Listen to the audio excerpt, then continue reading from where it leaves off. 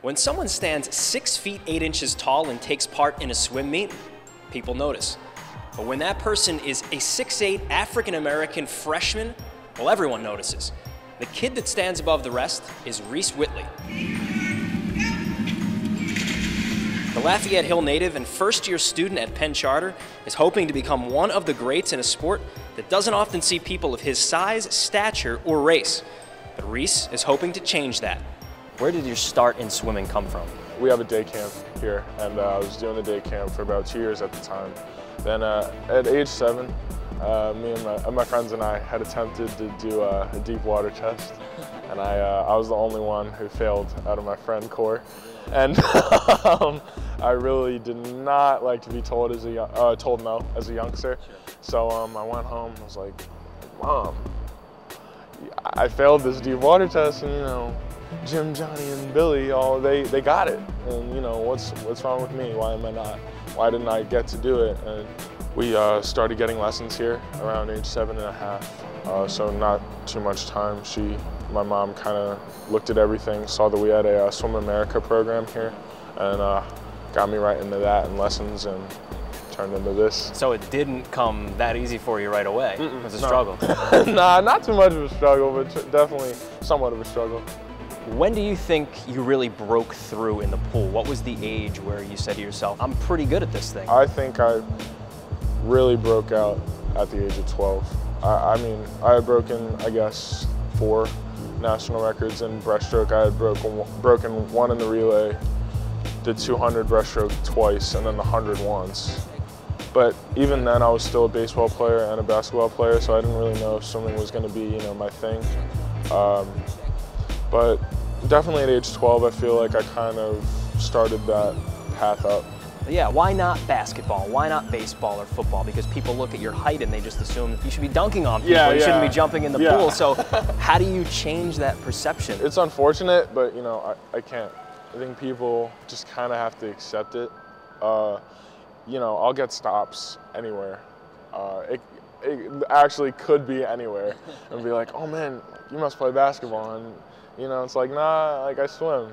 And they're like, some people are like, oh, I see that. You got that Michael Phelps flag. I don't know what that means, but but some people are like, what are you talking about? Yeah, are you kidding? And I'm like, yeah, I swim. And you know, you kind of want to say, if only they saw me swim. Is it hard to give those sports up? Yeah. Yeah. Very hard. I look at my baseball equipment every day on the way out of the house. Sure. But I know that it was the right decision.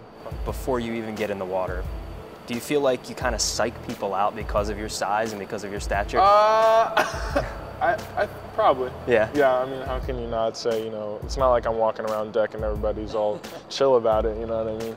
But I think it's all fair. I mean, I've had kids younger than me beat me. I've had kids smaller than me beat me.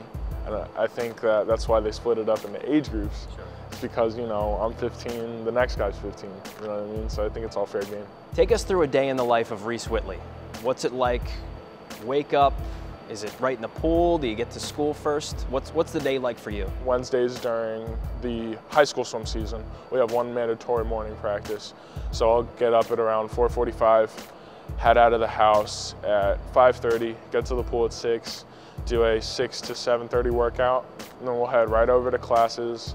Classes on Wednesday will end at 3:15, and then we'll hop right back in the pool again. Well, we'll do a dry land for an hour, so that we'll go from 3:15 to 4:15, then a 4:15 to 6 o'clock swim, and then we'll go home. Hopefully dinner's ready. So we'll get a quick dinner and then right to the books and homework and studying. Okay, so you're 15 years old, you just turned 15. Yep.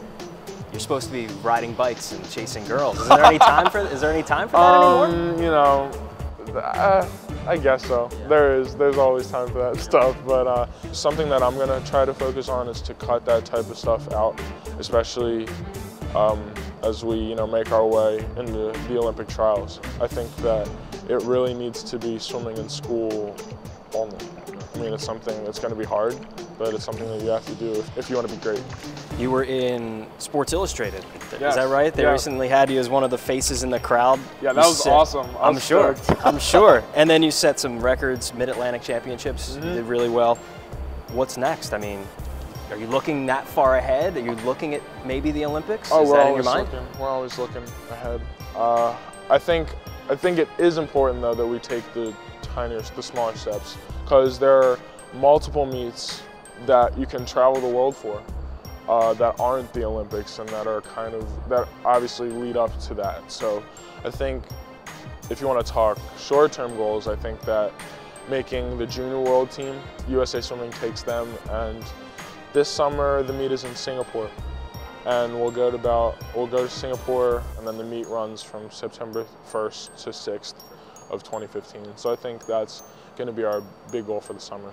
Michael Phelps is an obvious name in swimming as someone to look up to.